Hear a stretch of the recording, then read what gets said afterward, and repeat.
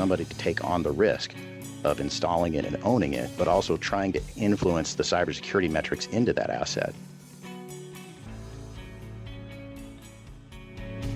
Welcome, listeners, to the Industrial Security Podcast. My name is Nate Nelson. I'm here with Andrew Ginter, the Vice President of Industrial Security at Waterfall Security Solutions, who's going to introduce the subject and guest of our show today. Andrew, how are you? I'm very well. Thank you, Nate. Our guest today is Ian Fleming. He is a solutions architect for OT, industrial control systems, and cyber physical solutions at Deloitte. And today we're going to be talking about how the money flows. We're going to be talking about working the numbers, arranging the budget so that there is, in fact, budget for industrial security. Then, without further ado, your interview with Ian Fleming. Hello, Ian, and welcome to the podcast. Before we get started, can I ask you to please introduce yourself and, say a few words about the good work that you're doing at Deloitte? Yeah, hello, Andrew. Thanks for having me. My name's Ian Fleming. I lead cybersecurity efforts with operational technologies at Deloitte. My team really focuses on helping organizations secure their industrial control systems, like building automation and physical infrastructure systems that are typically overlooked when it comes to cybersecurity. Prior to Deloitte, I worked really heavily in power. I did a lot of operational technology, cyber, was involved in a lot of NERC SIP work. Actually enabled a lot of some of the vulnerabilities that we're trying to patch today. So I feel like I've come into the consulting side to pay penance for what I've done in industry. Lately at Deloitte, I've been working on integrating security as part of a core operations, especially in industries and areas of government, civil, where the line between physical assets and cyber assets is becoming increasingly blurred. We also work to make sure our clients can effectively manage risk related to these systems and just proper alignment between security investments with business goals. Our topic today is budget, shaking the money loose, managing the money. We don't get anything done in most businesses unless there's a budget to get it done. And we're going to talk about sort of the OT security budget, the industrial security budget. But can we start with IT? I mean, do IT teams have the same struggle for budget that we observe in the OT world? That's a good place to start. I mean, IT teams do face their challenges with budgets, but they're often more straightforward nowadays when compared to OT.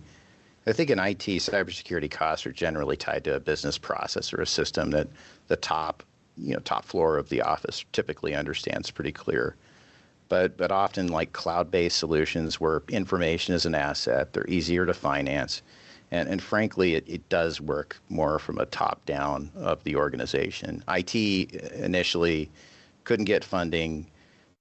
They've been able to really structure their sales pitch towards, real business goals, which is a great, it's something that OT, you'd think it would be easy for them to describe it, but top floor tends to just throw money at those problems whenever things break versus IT, where they see it more as a strategic advantage.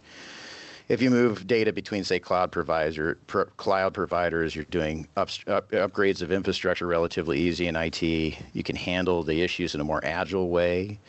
At the same time, IT has been rapidly transitioning from company-owned data centers, which were once inside of a office building, to cloud-based, more operational expense-type models where logical security, nowadays we refer to it as security as code.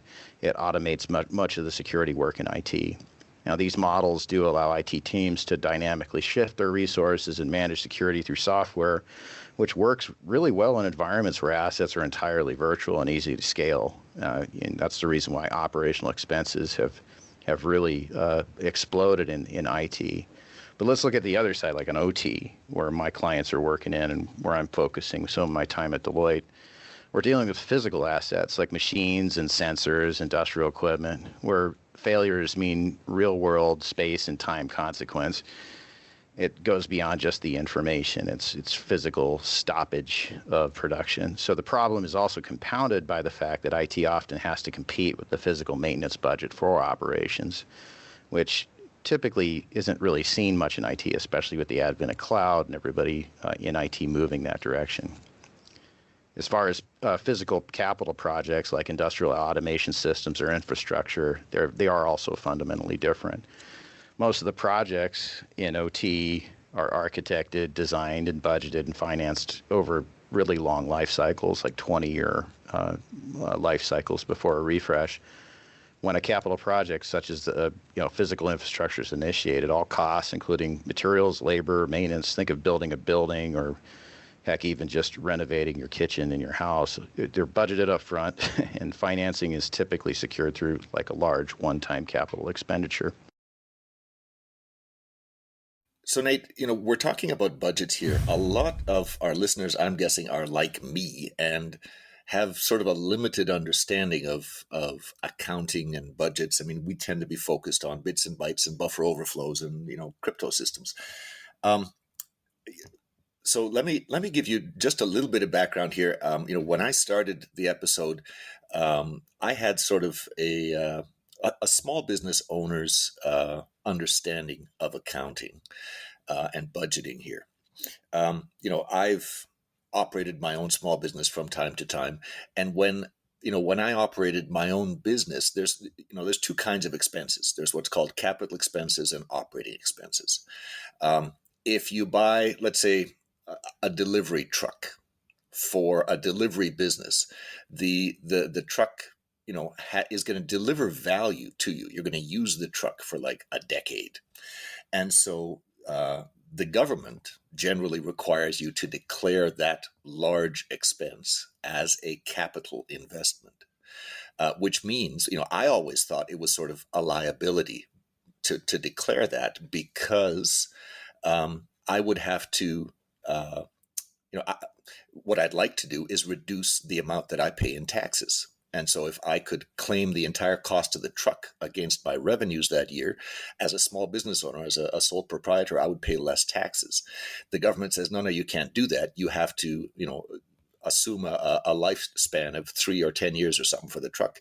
And you can only claim a fraction of the expense against your taxes and reduce your taxes slowly over time, because you are the asset is reducing in value over time. Expenses like gasoline that you use up, that day, or the over the course of the next week, you can claim the entire amount of the expense against your income. You can reduce your taxes. This is sort of the naive model I had of capital expenses versus operating expenses. You can claim all of operating expenses right away. It turns out that in big business, claiming capital costs over a period of time, let's say the delivery truck over 10 years, is an advantage, because big business wants to show a profit every year, wants to control their expenses every year, control the expenses that they claim. And so if they have to buy a fleet of trucks, 1,000 trucks in a particular year, and they're going to last 10 years, then they don't want to show that they have negative profit in the year that they had to make that, in the year that the money left the business, because it left the business that year to buy the 1,000 trucks.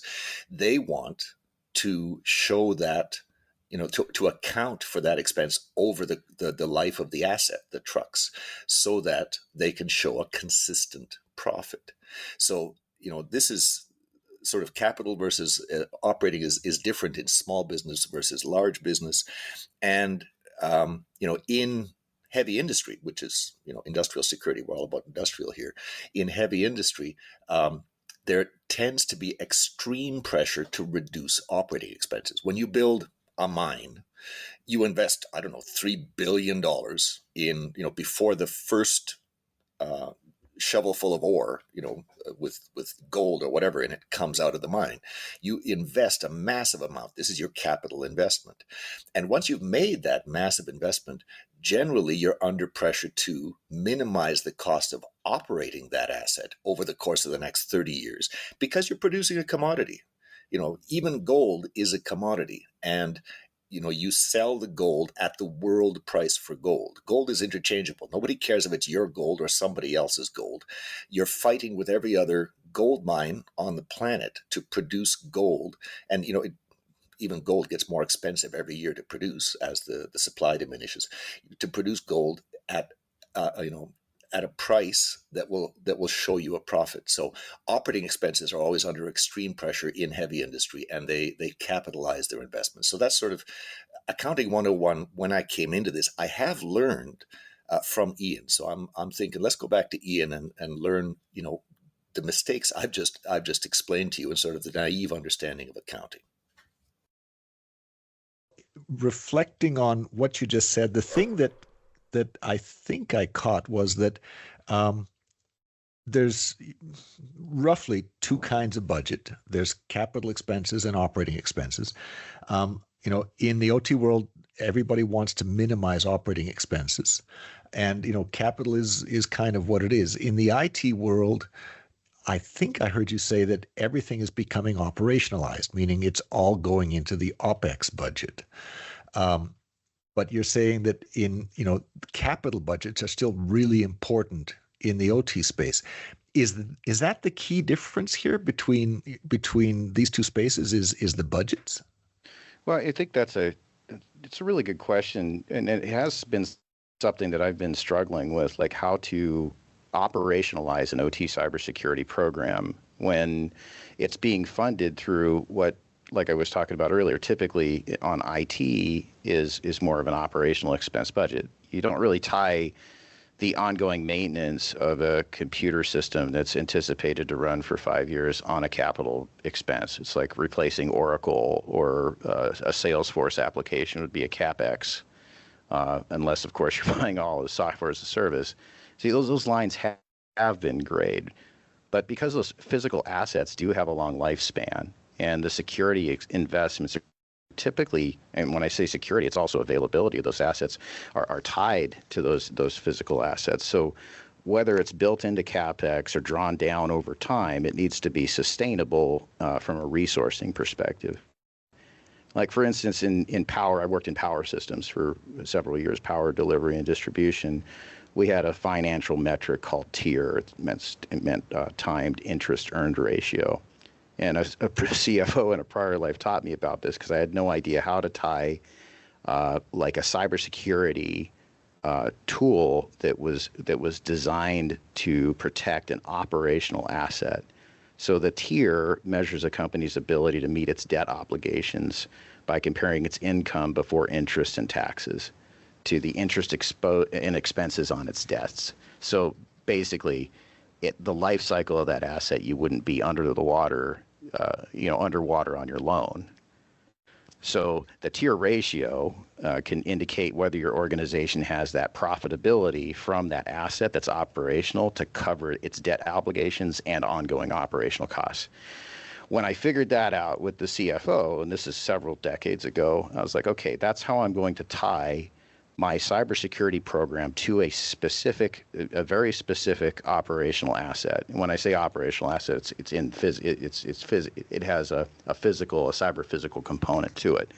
That actually helped me budget long-term OT cybersecurity measures towards the asset.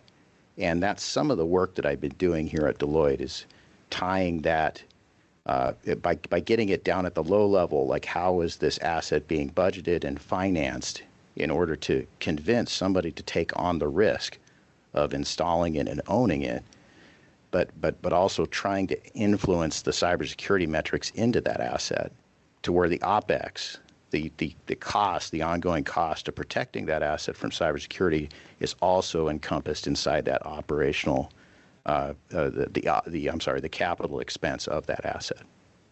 You talked about tying costs and interest to income.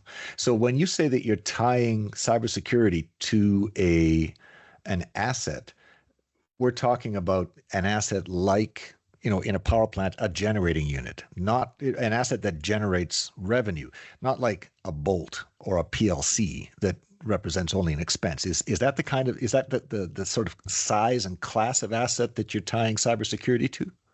Well, cybersecurity can be tied to any single component or group of components inside of a power plant. I like to think of the system itself. I do a lot of model-based systems engineering at Deloitte as well, and we don't typically look at each individual component as being completely autonomous from the process that it's designed to, to operate. So it would be all the entire system. I mean, the whole idea of doing a capital improvement or a capital project is to account for also the financial risk, of doing the investment or performing the investment on the asset, but also reducing the, proper engineering to reduce the total cost of ownership of that asset. If cybersecurity isn't tied in to those models, it makes it very difficult to not just bolt on because it's being designed without cybersecurity in mind. But like for your example, a PLC, if a PLC is designed inside of a power plant, let's just use that as an example, and there's no cybersecurity maintenance tied to that as part of the model for financial keeping that asset functioning, it's going to make it very difficult in the future over years or even an adjustment to a threat or a risk to find financing for that. And when you're running into the patching problems, right? You got to go through design assessments and everything all over again. However, if a device like a PLC was engineered and designed in that system, knowing that it had to accommodate a 20-year life cycle, and there will be times that there'll have to be systematic updates and upgrades due to either compliance, regulatory, which is really difficult to plan for, but you know for a fact that the equipment itself is probably going to be replaced over time. I did one project for a client regarding a tunnel, and that was one of their transportation tunnel, and they were extremely concerned about that because they knew that the technology was going to improve over time. So as part of the capital improvement project, it was a 50-year life cycle, creating a budget for cybersecurity improvements and functional improvements over time. Instead of creating another capital project in the future, it was just built into the maintenance of that capital asset.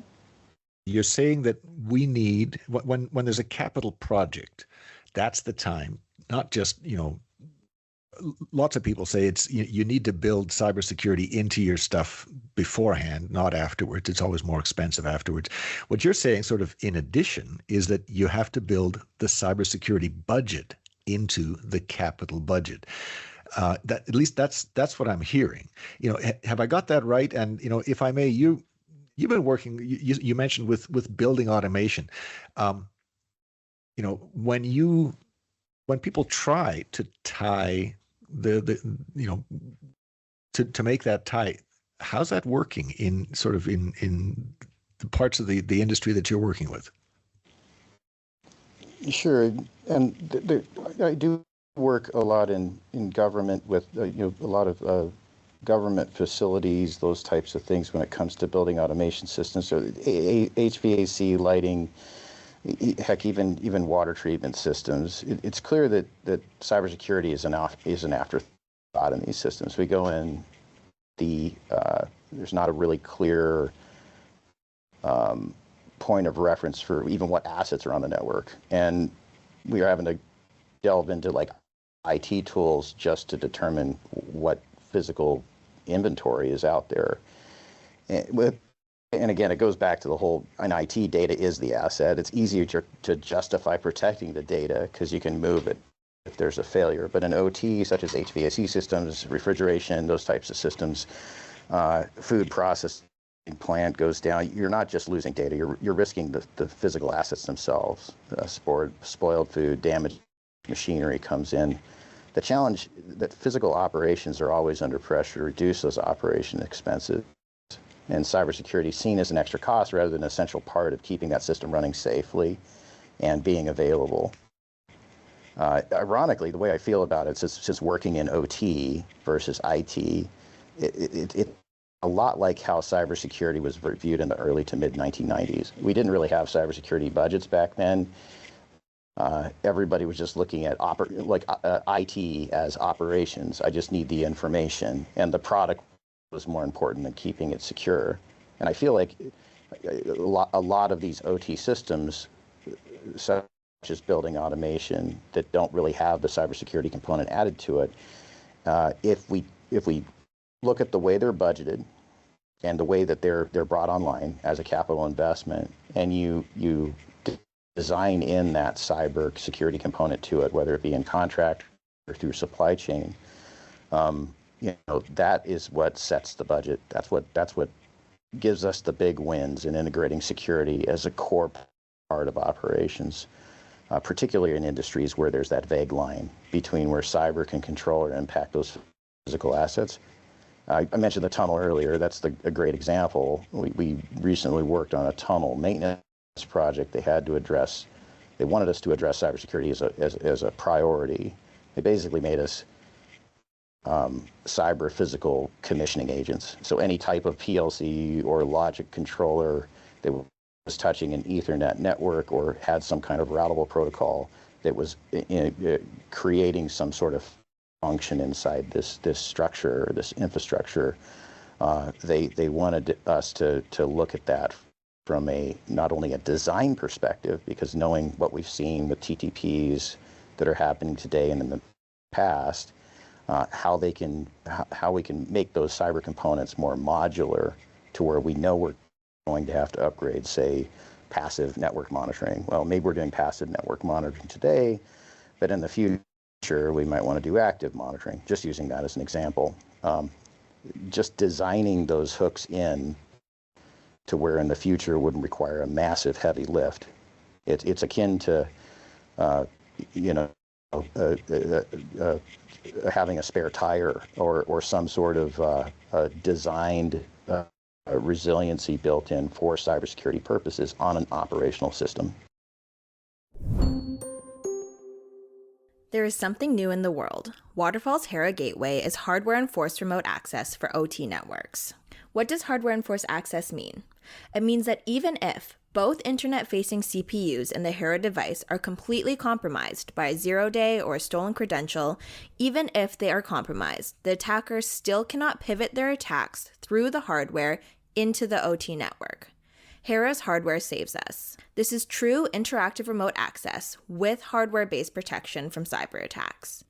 For details, please visit waterfall-security.com/Hera, that's HERA, Hera, or visit the Waterfall Security Contact Us page and request a briefing with an expert on Hera, hardware-enforced remote access.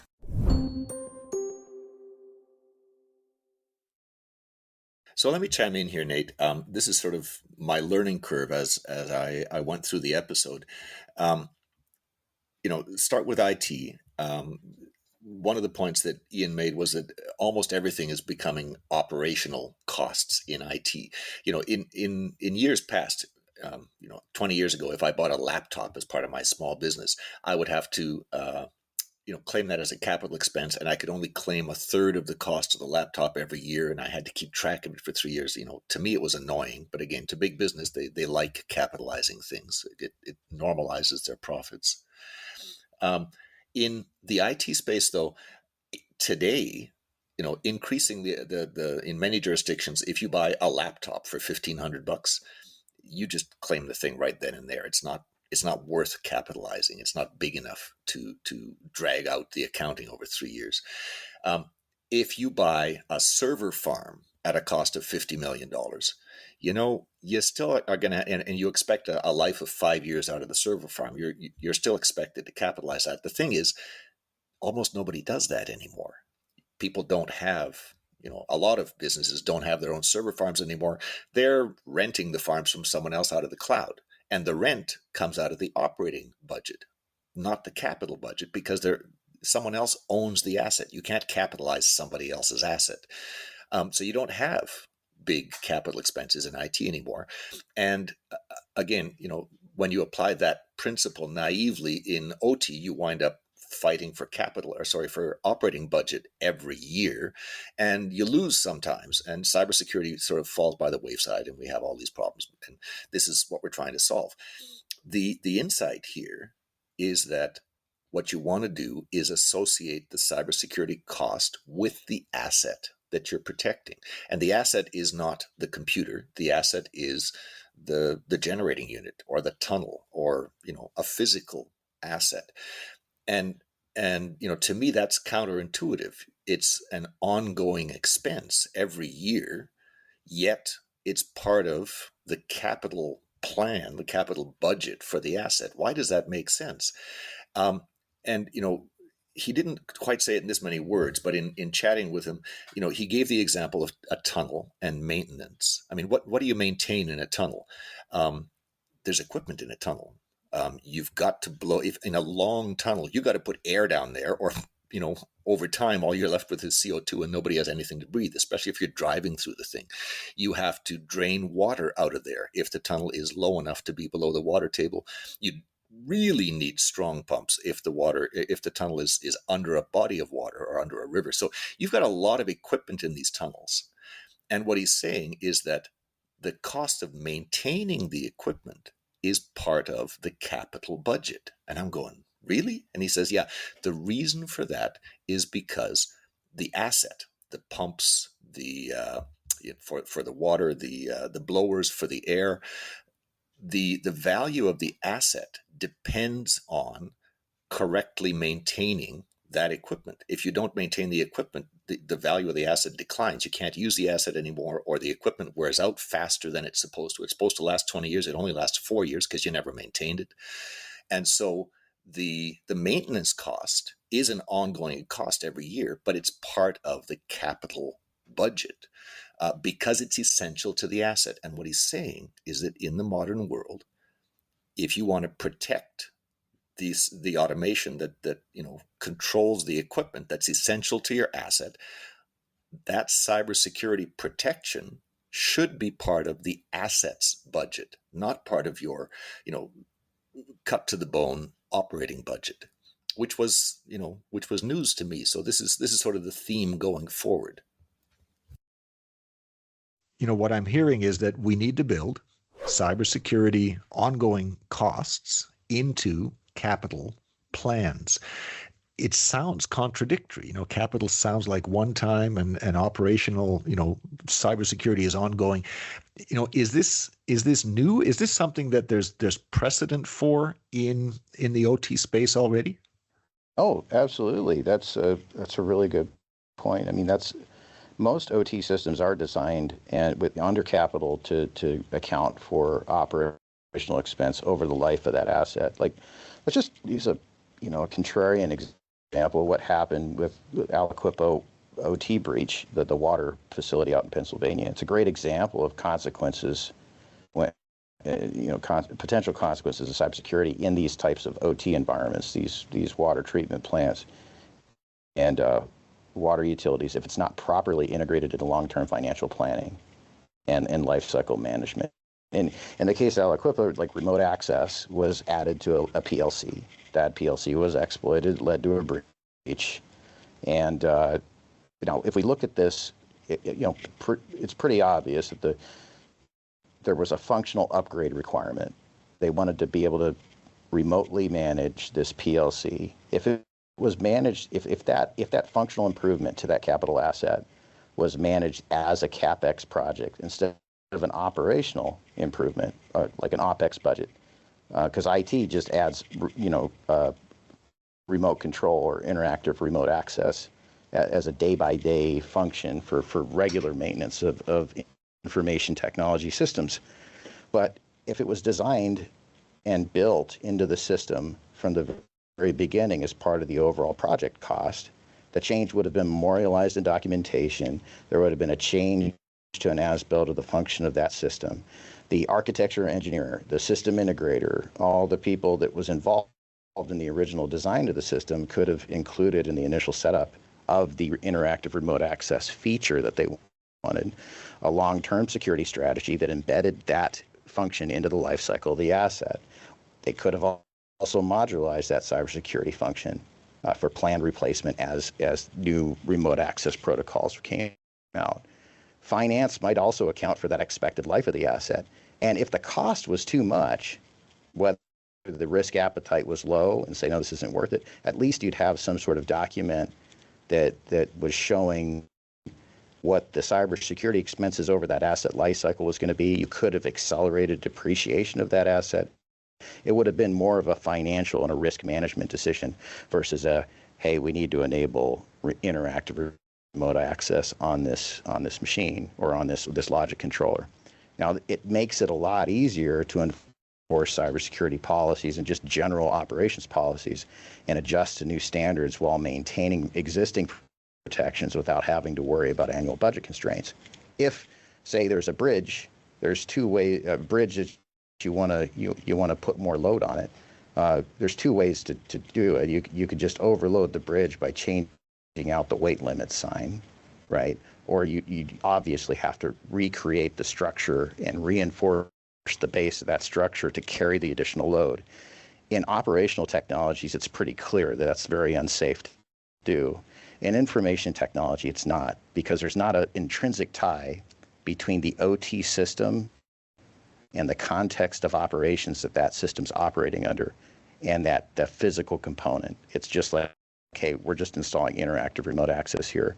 So if a project is budgeted through a capital expense, it's going through like a long-term plan of how long that asset's supposed to last and how it's supposed to be maintained. It shouldn't be an OpEx budget that we're adding more IT features to it without taking into context what that system was supposed to be used for. And if we're circumventing any of the controls by adding IT-based cybersecurity and feature sets to that asset, I feel, Andrew, that's where most of my past life I've gone wrong, is taking the IT approach, which hey, it's a VPN, it's encrypted, there's nothing wrong, but I'm not really looking at the operational context that should be the attention that should be given to the operational context of the asset that I'm modifying. Does that make sense? I guess I'm trying to tie that OpEx to the CapEx budget and the asset, the long-term asset, and I've seen this over and over again.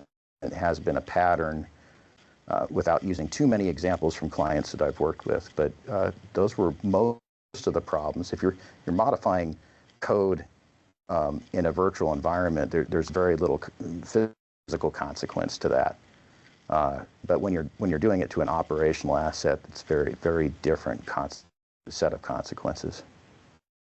Let's assume we can get cybersecurity costs for the life of the asset built into the capital plan for the improvement, whatever it is. You've got those costs built into the plan up front. How do you manage that financially? How do you pull money out of that over time? And what happens if you run out of the money that you've budgeted, or because costs have gone up, or what happens if you use the physical asset not 20 years, you use it for 30 years, and you haven't got the number in there that you can draw down for.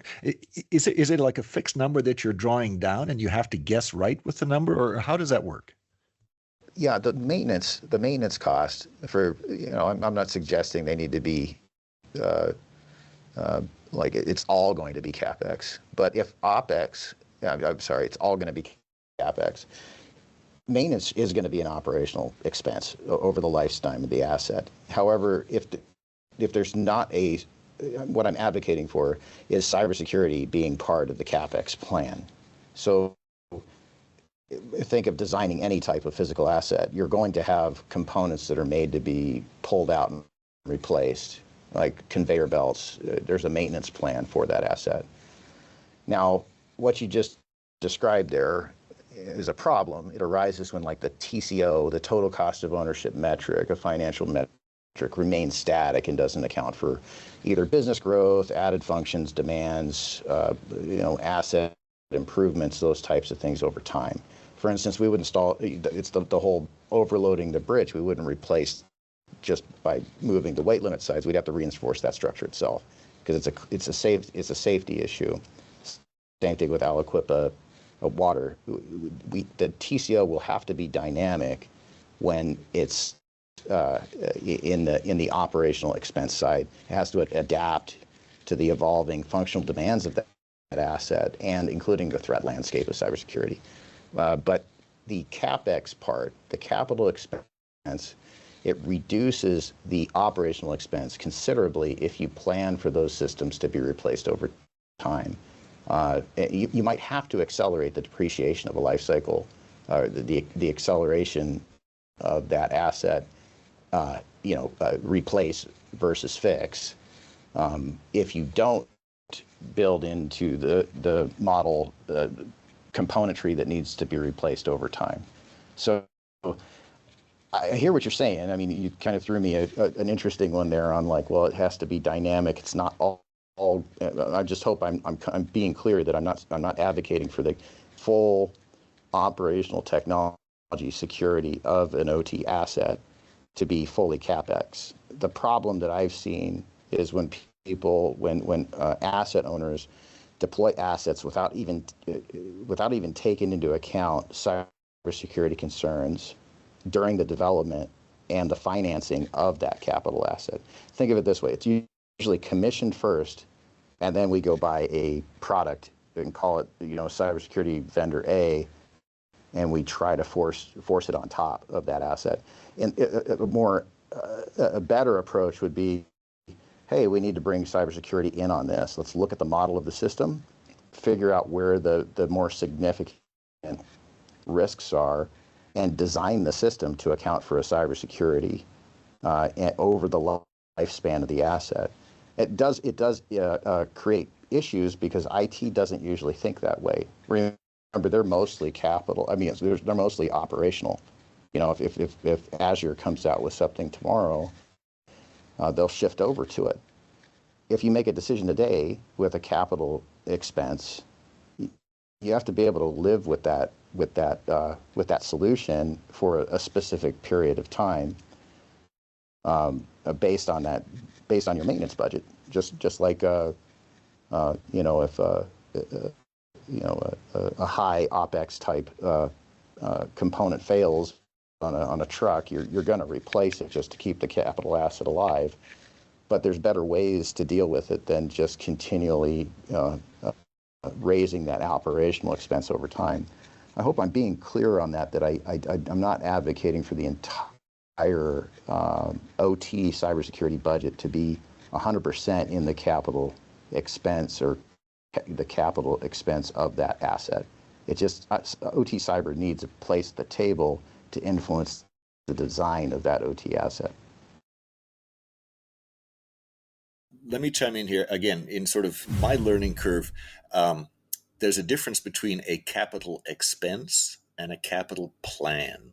A capital expense is one where you spend, $3 billion over the course of 8 months, and then you reap the benefits of that over the next 30 years because you've built a mine, you've built a power plant, you built something. That's a capital expense. You spend the money once.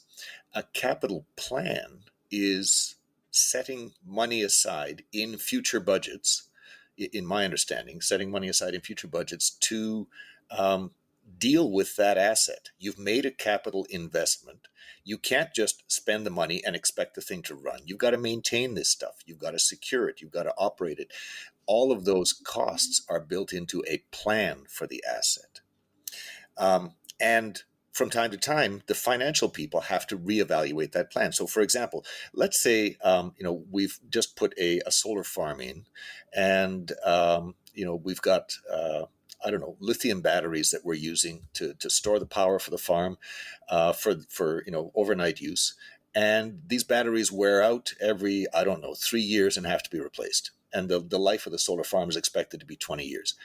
If the price of lithium batteries shoots through the roof, the cost of maintaining this asset has now shot through the roof. The numbers we put together saying the asset's going to pay for itself in 20 years don't work anymore. There may be a point where we say, we're going to shut this down and wait for 3 years and see if the price of lithium comes back to normal, or we're just going to shut it down and get rid of it. It's just, it doesn't work anymore because you're reevaluating the capital plan for that asset.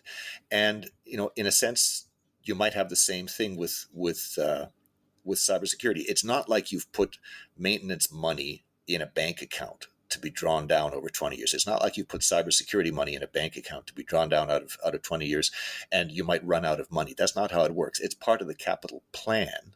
And if there's a sudden change or a permanent change in your expenses, for example, a new regulation comes down that makes cybersecurity for this asset much, much more expensive than it used to be. So expensive that, the asset was only performing marginally to begin with. And now we've tipped it over and it's just not profitable anymore. We might choose to shut the asset down. That's part of, in my understanding, that's part of the capital plan for the asset that needs to be reevaluated in light of current conditions. It's not part of the capital budget. The capital expense happened when you built the asset, but the plan persists. That's my limited understanding here of how this works. Andrew, a couple of questions for you.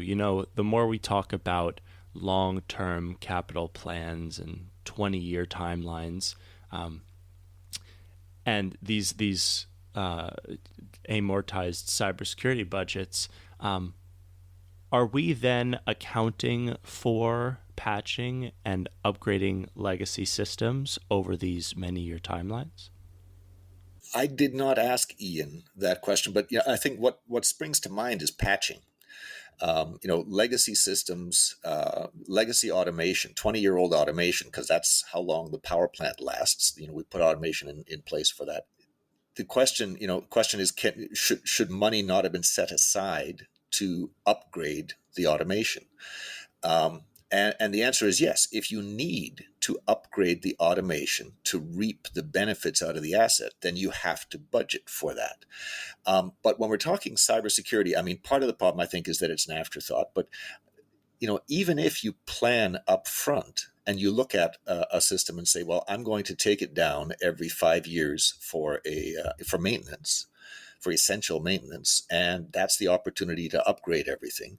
And what do I do in between? Well, there's new vulnerabilities a week after we turn the asset back on. Can we patch those things? I think that comes down. I'm guessing it comes down, partly to, is it in the plan, but partly as well, just cost benefit. If you can put compensating measures in, like strong network segmentation or device encryption, or if you can put a compensating measure in that achieves the security objective and is cheaper than the really expensive patching process because of all the engineering that's involved, maybe you should use the compensating measures, not because you have no other choice, but because you've rationally looked at costs and benefits and said, it's way cheaper to use compensating measures than it is to try and keep this, the software up to date week by week as new vulnerabilities are announced. So that's, again, I didn't ask Ian this, but applying the principles he's laid out, that's kind of what makes sense to me. And the other question I had, as Mike Tyson says, everybody has a plan until you get punched in the mouth. When you have a very long-term cybersecurity plan in place, how do you account for all of the ways in which your needs are going to change and the threat landscape out there is going to change? And that's a good question. And I think that's the difference between sort of a capital expense and a capital or an asset plan. An expense happens one time. The plan is something that lives for the life of the asset. And as conditions change, the cost of lithium changes, the threat environment changes, the plan might have to be reevaluated. Regulations change. You might have to reevaluate your plan.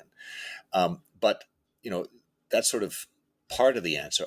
A second part of the answer is engineers tend to be heavily involved in asset plans because they're designing the asset, and they're the ones that have to design the asset to deliver the value over a 10, 20, 30-year period. And so engineers are heavily involved. And this is, I think, why the engineering community that I see a majority of them, it's not universal, but a majority of them are really embracing cyber-informed engineering because this is an upfront process that shows them how to subtly change their designs upfront in ways to just take certain entire classes of risks off the table. The threat of a cyber attack causing a massive boiler to blow up in your face, you can take that off the table with a mechanical overpressure relief valve. You can take other kinds of threats off the table by subtly changing the design of your network, so the design of your automation. And these changes, in a sense, are permanent. They take those classes of threat off the table permanently. And so that simplifies long-term planning. So, they're embracing CIE, and the asset plan is something that's reevaluated periodically over the life of the asset, and new conditions about the cost of maintenance, the cost of security, the need for security, the cost of insurance. All of these conditions are built into the periodic evaluations of the asset plan. You don't have to get it perfectly right 20 years in advance. We've had lots of guests on the show over the course of 100 episodes talking about, building cybersecurity into technical plans for the management of automation assets. What I'm hearing you say is that, it's not one number, it's not one time, it's that cybersecurity budgeting needs to be part, is what I'm hearing, needs to be part of the ongoing budgeting and capital and asset management process that large organizations have. Is that what you're saying? Well, that is the intent of asset management in an operational construct, right? I mean, it's about influencing the budget or influencing the books on inventory that you have on the shelf. That's where really good asset management and forecasting come into play. Even from an OT or a cyber perspective, it just feels like there's a disconnect there because of the financing method and the way that things are operating with cloud and virtual software that it's not operating inside of a data center anymore. But we need to be realistic about how long these assets will last and how long it will cost to maintain their security. A really good parallel can be drawn from the history of maritime insurance in this story. And the shipping industry, I've been working with the MTS ISAC lately, so I got a really good crash course on how the shipping industry vessels are classified based on build quality, ongoing maintenance, which directly impacts their insurance premiums. Actually, it's one of the oldest, I think it was one of the first insurance companies that came out of existence was the maritime. So, for instance, ships that receive high classification rating from a society that classifies the building rating, like give an A1 rating from the Lloyd's of London, it indicates a vessel is of very high quality construction, well maintained. They're also, from MTS ISAC, they're even tying cybersecurity rating systems into vessels, which I thought was fascinating at the last MTS ISACs I went to. This actually is built just to lower or maintain or just put some sort of a marker on what the expected insurance premium will be, because the higher that rating, the lower the insurance premium would be. Conversely, the ships with the lower classification ratings from those societies or those that fail to maintain their rating will have higher premiums, or they'll be considered out of class, which is uninsurable. So the same principle, if it would apply to OT cyber, if the asset outlives its original budgeted timeline or a cybersecurity cost increase due to the threat or regulatory landscape, the organization should have that process in place to reevaluate that cybersecurity posture, much like how the ship's classification ratings would be reassessed over time. If this asset loses its high rating because of neglected security or added features that were taken into it, bolted on over time, the organization would face increased risk and higher costs for maintaining for mitigating those risks and not maintaining that asset. Can I ask you an open question? You've been doing this for a while. What else should we know? What am I not smart enough to ask you about here? Oh, the hard part, I think, Waterfall. I go far back with you guys in prior lives, working in power, and I did like the approach with the data diodes and things.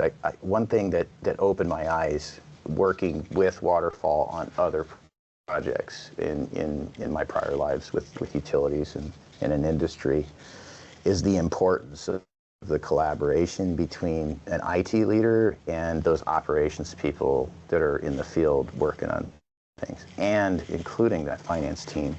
I think having that cybersecurity built into CapEx, it's not easy. It's a hard thing to describe. I think I've done a pretty horrible job at trying to describe it here today, but it does require that clear communications about the risks, benefits, long-term cost savings.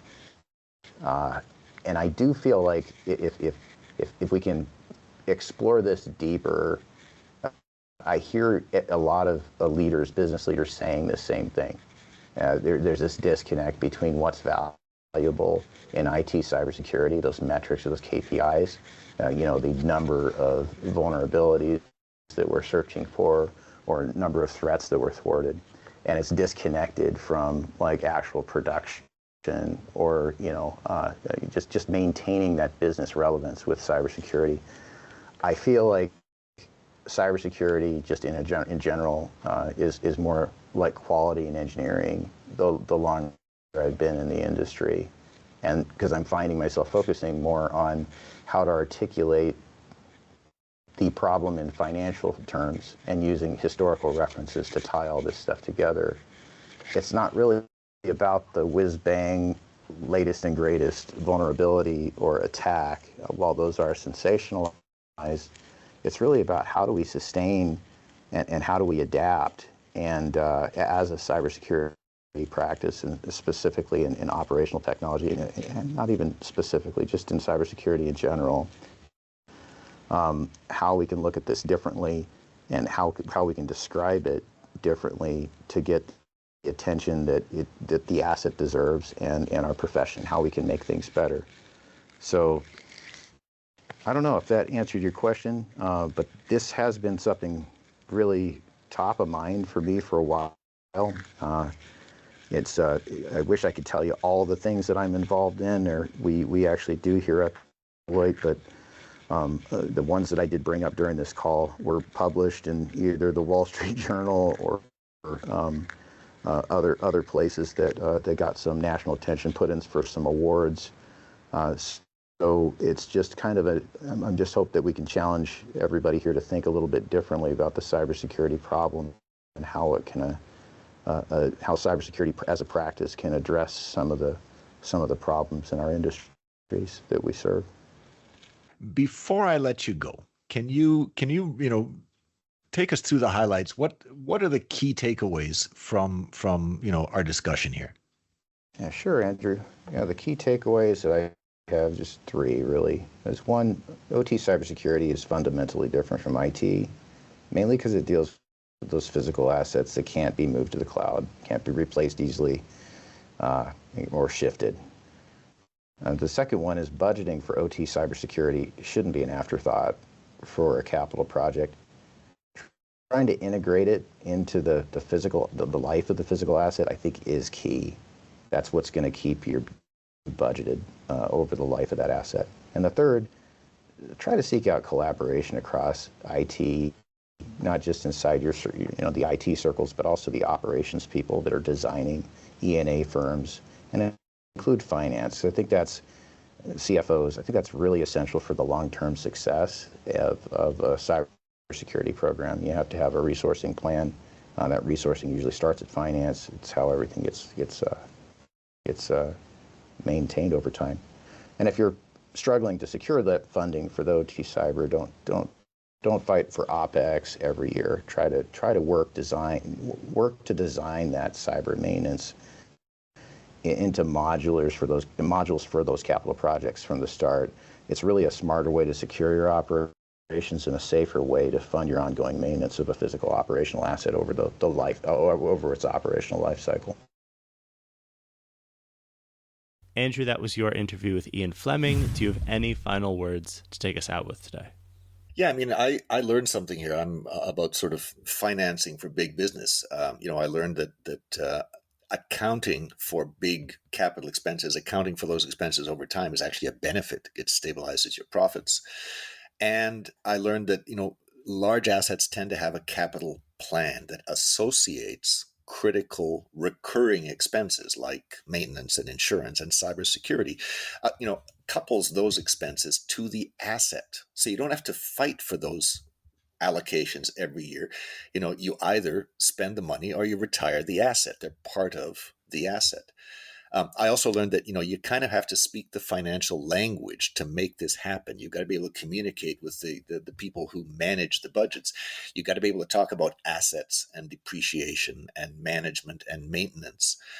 Use that language to work cybersecurity into that equation. The lesson is if you can get cybersecurity into the asset plan, then you're going to have an easier time of managing cybersecurity and other sort of essential operational outlays for that asset over the life of the asset. And Ian didn't mention it, but he's on LinkedIn. He has a lot of papers on this topic, and he does more general cybersecurity stuff. This is just a piece of what he does. He's got papers on that other stuff. If you're interested in digging deeper on these or other sort of cybersecurity topics, there's a whole OT section at the Deloitte website, and you can just connect Ian Fleming on LinkedIn at Deloitte, and he'll be happy to point you to his his writing and help you dig deeper into the topic. Well, thanks to Ian for speaking with you, Andrew. And Andrew, as always, thank you for speaking with me. It's always a pleasure. Thank you, Nate. This has been the Industrial Security Podcast from Waterfall. Thanks to everyone out there listening.